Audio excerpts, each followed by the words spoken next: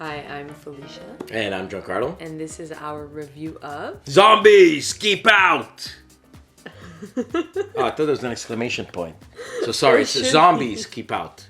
It looks like my brother when he wakes up in the morning. Organic zombie co-op. Organic? Where did organic creep into the conversation? You know, like organic, like cafes and grocery stores are usually called like a co-op? Oh my god. He's eating a basketball. He took a big bite out of a basketball. That's amazing. Some things amuse small minds. What can you do? And nothing amuses no minds. Big mind.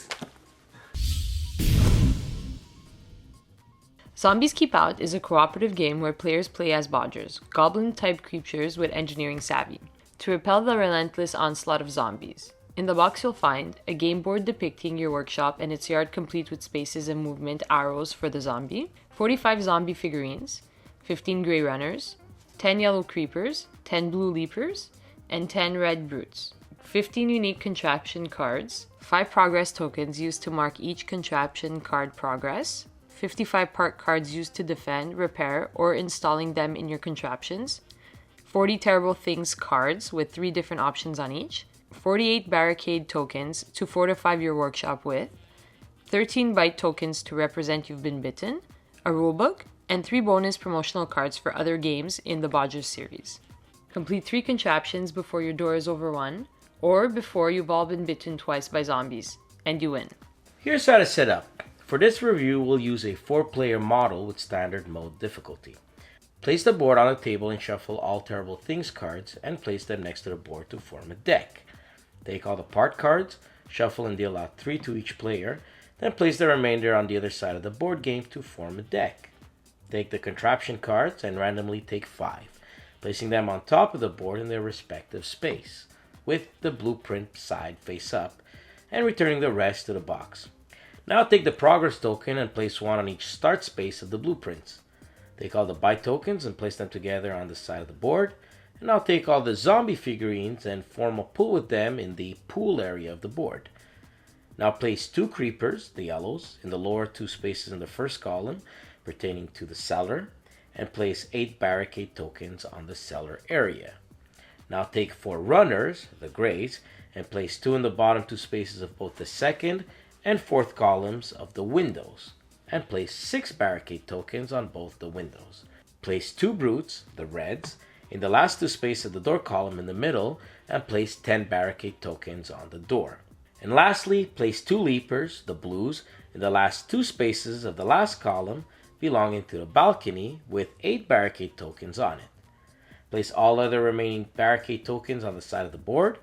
Determine which player will best survive a real-life zombie apocalypse, and he'll get to play first. You're now ready to defend against the invasion. Each turn has 2 steps. Zombies close in, and Budge. During the zombies close in step, the active player draws the top card of the Terrible Things deck and chooses one of the 3 options. These range from zombies moving, called shambling, placing new zombies on the board, discarding cards, moving the progress token back some spaces, getting bitten, or removing barricade tokens. When choosing, you read out loud which option you took, but don't announce the other 2 you didn't. As such, discard the card face down, and we recommend doing so on the other side of the board, so as not to get confused with the draw deck. Also, when choosing your option, you must be able to perform and complete it, or it's not a valid choice. When the zombies shamble, they move in the direction indicated by their colored arrows and towards their colored coordinated destination. Creepers will head to the left towards the yellow cellar, leapers will move to the right towards the blue balcony, and brutes will move towards the center column to try and breach the red door. Runners represent generic zombies and always move forward. When placing zombies, if you place a 4th or more on a space containing 3, shoving will occur. This simply means that you have to choose all zombies in excess of 3 in that space and make them shamble. When zombies on the top row shamble, they are considered smashing. They tear down 1 barricade token there and are then discarded. Note, however, that should the type of zombies tearing down the barricades match the color of the area they're breaking into, you remove 2 of these barricade tokens instead. except the runners, which always remove just one.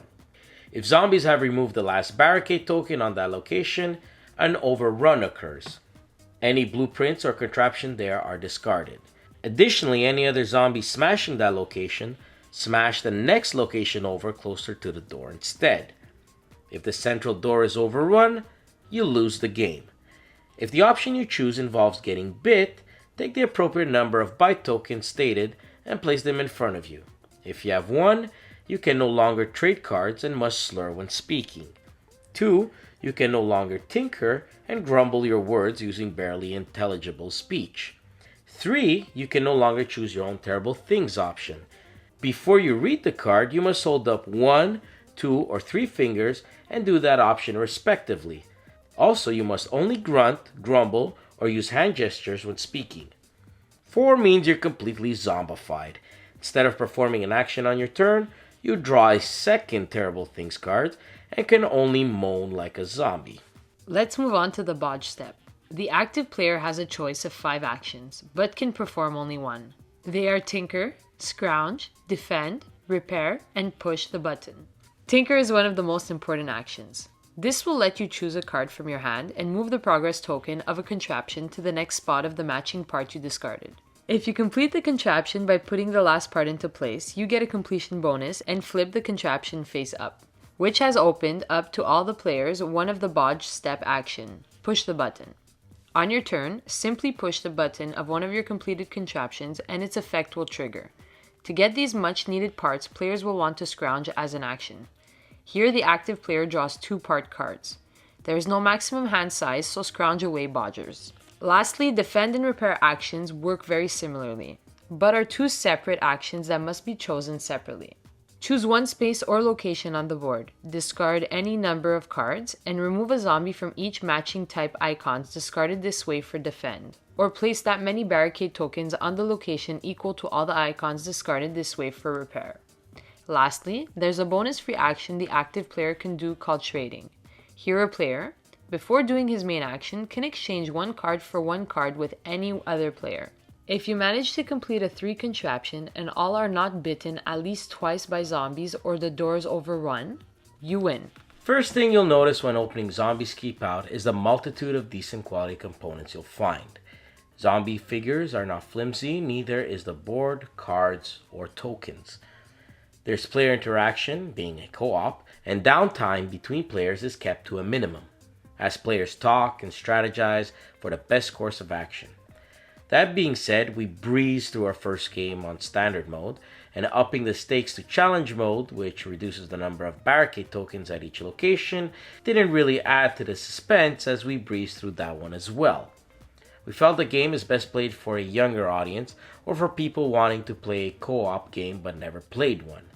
That's not a bad thing, just know that it might be too easy for you depending on your gaming level. The cartoony design and artwork is cute and flashy with the colors, but more importantly it has a purposeful mechanic used for quick identification with types of zombies and damage dealt to locations when that type of zombie smashes there. And we really appreciate the use of that. Rulebook was well written, concise, didn't leave us with unanswered questions. Problem we feel with most co-ops like this one is once you figure out the algorithm of how the game plays against you, you'll have no problems beating it, which lessens its replay value. At least other co-ops will give you that initial challenge. But again, that doesn't mean it's a bad game. We might just have been too experienced for it. A cute little detail was when a player got bit and had to start slurring or grumbling his words. That added to the experience and was a lot of fun. If you want to get your kids involved in a little solid, family-friendly co-op or are new to the co-op genre, then definitely check out Zombies Keep Out. We do think it's a good co-op gateway game. Its score is 7 shambling zombies out of 10.